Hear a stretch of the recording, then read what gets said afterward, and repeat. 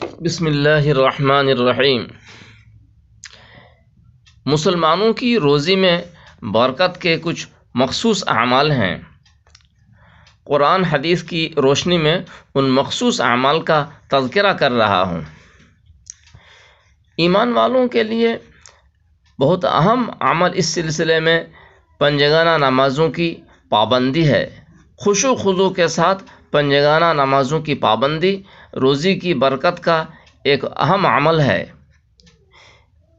حدیث یہ ہے، من حافظ علی الصلاة اکرمہ اللہ تعالی بخمس خصال یرفع عنہ ضیق العیش۔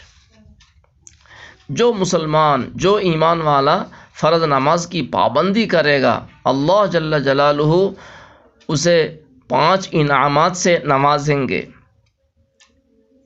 ان 5 انعامات میں سے ایک انعام یہ ہے کہ روزی کی تنگی اس سے ہٹا لی جائے گی۔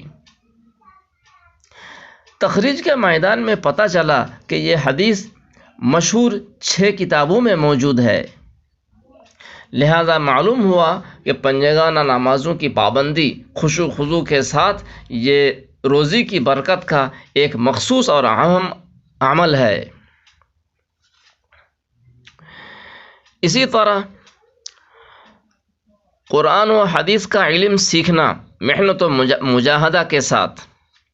اس سلسلے میں حدیث مسند الامام ابی حنیفہ میں یہ ہے، عن عبداللہ بن الحارث رضی اللہ عنہ سمعت رسول اللہ صلی اللہ علیہ وسلم یقول من تفقہ فی دین اللہ کفاہ اللہ مہمہ ورزقہ من حیث لا یحتسب۔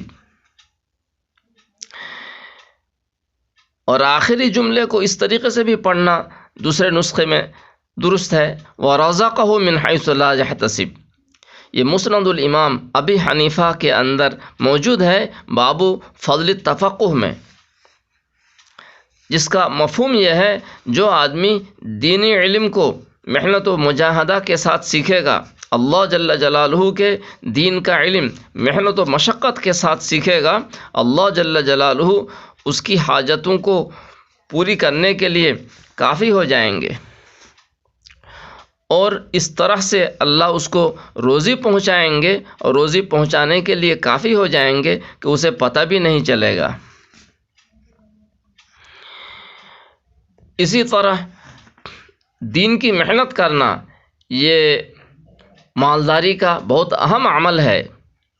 امام بخاری رحمۃ اللہ علیہ نے اس کو اپنی صحیح البخاری میں بیان فرمایا ہے، باب برکت الغازی فی مالہ حیا و میتا۔ یہ باب اور اس باب کی حدیث کو کتاب الجہاد کے اندر بیان فرمایا، جلد نمبر 1 صفحہ نمبر 144۔ اس حدیث میں حضرت زبیر بن العوام رضی اللہ عنہ کا واقعہ ہے کہ وہ اللہ کے راستے میں جہاد کرتے تھے، دین کی دعوت دیتے تھے، دعوت و تبلیغ کی محنت کرتے تھے، سرکاری ملازمت نہیں کرتے تھے۔ اس کے باوجود جب ان کا انتقال ہوا تو ان کی میراث کی مقدار یہ تھی 5,98,00,000 درہم۔ 5,98,00,000 درہم ترکہ کی مقدار تھی۔ درہم 4 گرام سے زائد کچھ چاندی کو کہتے ہیں، یعنی 1 درہم کا سکہ 4 گرام سے کچھ زائد چاندی سے بنتا تھا اس زمانے میں۔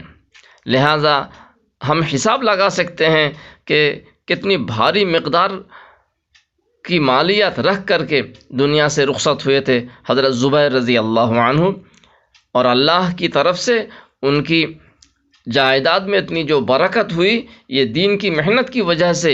امام بخاری علیہ الرحمٰن نے باب کے اندر اس کو ظاہر فرمایا ہے، باب برکت الغازی فی مالہ حیا و میتا۔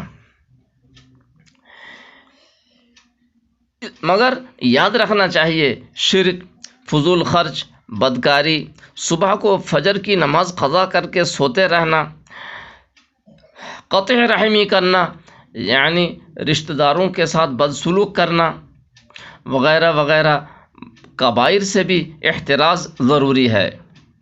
توبہ استغفار کی کثرت کرنی چاہیے اور اللہ کی نعمتوں پر شکریہ بھی ادا کرنا چاہیے۔